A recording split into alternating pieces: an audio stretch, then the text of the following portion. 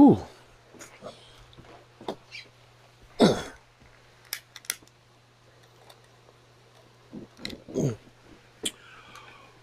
Well, hello, good people. Mark Holmes here, and as always, I want to say thank you all for watching, commenting, subscribing, and being part of the Jobu Sports Report. Without you guys, as well as you ladies, you know that this literally does not work. I hope you guys are having a great Monday. It's Victory Monday for the Dallas Cowboys as we get ready to play the Los Angeles Rams. And we just finished live streaming the game, and we had some strange things happen. Let me say shout out to... This pisses me off to no end. It pisses me off to no end because you know how I hate Aaron frickin' Rodgers and the Green Bay Packers. But, you know, there's the thing I always say that, you know, I hate the Philadelphia Eagles, and you guys know I do. But I'm okay with some of the fans. Some of you guys are cool. Philly 500, you know what? I would go to the mat. If it was Philly 500 was getting pummeled, I would jump into the fight with them and try and save his ass. Because, you know, it's beyond just football on the field that we can be, you know, not liking each other's team and stuff, but we can trash talk and we can be friends. Just like Rio being here yesterday, watching his team get their teeth kicked in, and being around Cowboy fans. We had a good time both ways and stuff, and that's the way it should be. In life, we don't need to hate each other. So Tom Grossi rated me. His channel at halftime, they came flying in mass. I'm like, what the hell's going on around here? Where are all these people coming from? And so I got an education because Tom, apparently, he's huge, 346,000 subscribers. He was trying to get to 346 and was doing a countdown in there. And we sent some people his way, and I put him on with the Philly cam on there. So we were talking back and forth, and that was really kind of cool. As we were watching Mathew Stafford do Mathew Stafford things. Mathew Stafford, you know, I get it. He's got a ring, okay? I can't say anything. He's got a ring. But see, this is a case of where you have to understand that the quarterback gets all the credit and all the blame. That Rams team was loaded last year, and they peaked at the right time. They went out there and they said, let's get Von Miller. Let's go ahead and get Odell Beckham. They went out and they traded for Jalen Ramsey. They went out and they got personnel that worked, and they worked together at the time. But right now, you know, Van Jefferson is hurt. Their center got a concussion, and they were in a bludgeoning match with the 49ers. And this is a case of, even though everybody looked at him and said, oh, the Rams, they're putting it all back together. You know, they got Bobby Wagner and everything else. That Super Bowl hangover is a mother humper. That Super Bowl hangover is a mother humper. Now, it's going to be a tough game. But I learned something tonight about the Rams because, see, the Rams remind me of some of those guys when I was growing up at school. My father taught me something. When I went to school, this is very personal to me. Growing up, being the complexion I am an American mutt. I'm black, I'm Indian, I got Irish, and who knows what else. I'm an American mutt.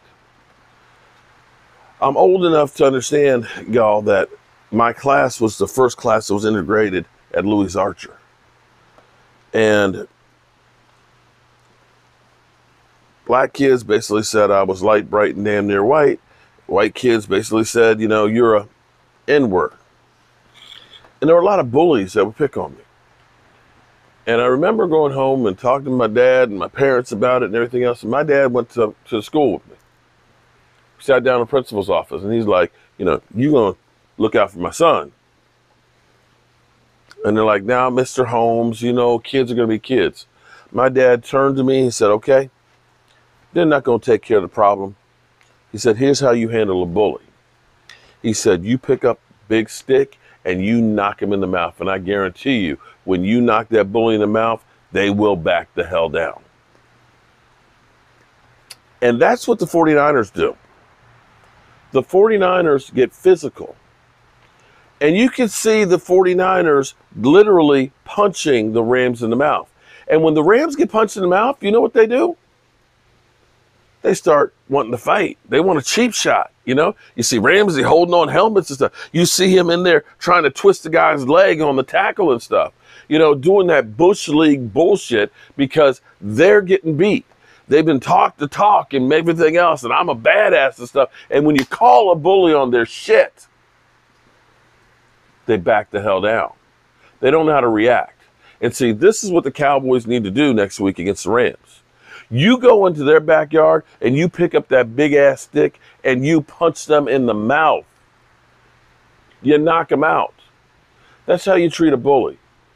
49ers manned the hell up, and they said, we're going to run right up the middle on you. They did screens. It wasn't that Jimmy Garoppolo was doing some earth-shattering, you know, Aaron Rodgers Zen-like passes that he's done where it's smoking some, you know, with some mushroom, eating, or whatever you do with mushrooms. I don't know. I don't do mushrooms. But whatever you do with the shrooms.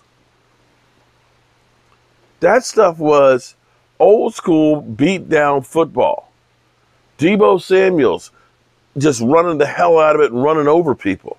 And this is where the Cowboys, with that offensive line, get big-ass Jason Peters, who played 21 plays this week, get him 28 plays where you guys are just drive blocking the hell out of the Rams.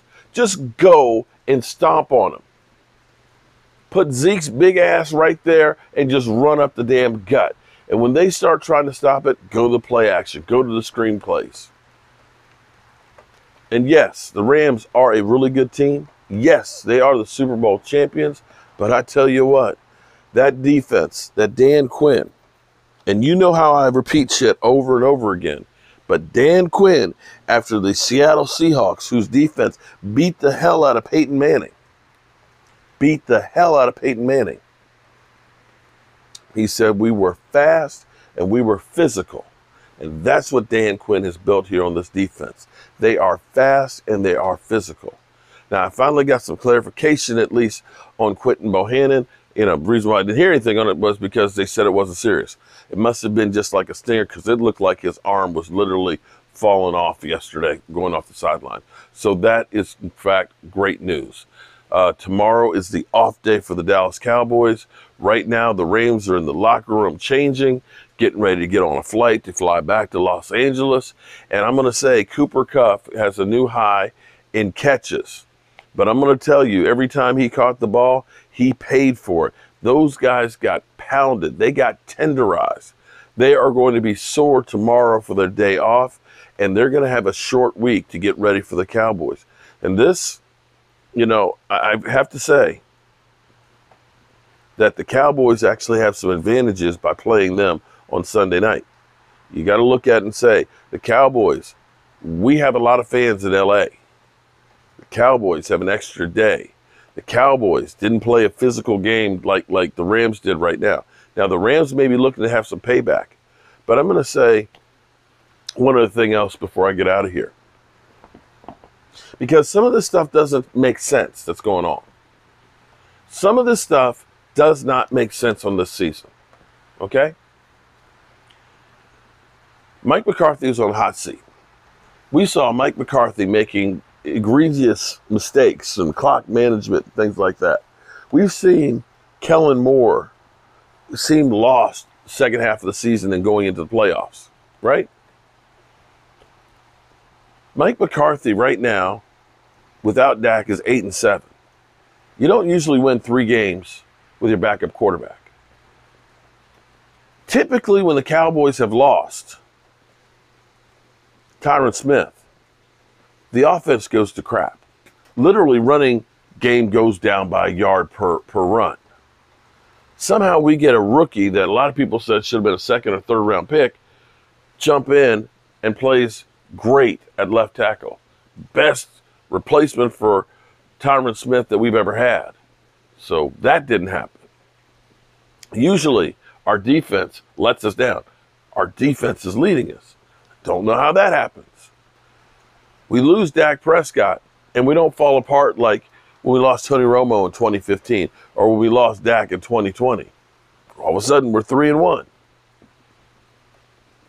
The free agents that the Cowboys bargain basement shopped, the Anthony Barrs, the Dante Fowlers, The Turpins. We lead the NFL in punt return yards because of Turpin. Jason Peters gets signed and can still play. These are cheap players that are performing like high-priced ones. That usually doesn't happen. And the only thing I can think of is Stuart Morrison. Stuart, who dying wish was for us to take care of his mother. We fulfilled that. Stuart Morrison, who wanted me to have that helmet signed by Micah Parsons. I got that. And wanting the Cowboys to win the Super Bowl. None of this stuff makes sense that's going on right now. The Cowboys should not be 3-1. The only thing I can think of is Stewart is up there. He's talking to the football gods and working some magic or something. Because this is crazy. It doesn't make sense. That there has to be some divine intervention. So, that's all I have to say about that. And I am going to go carry my behind to bed. And I'm going to say what I always say to you guys. Make sure you tell the ones you love them. Because you might not get the chance again. And I love you guys. God willing, I'll see you in the morning. And hopefully the rain will stop.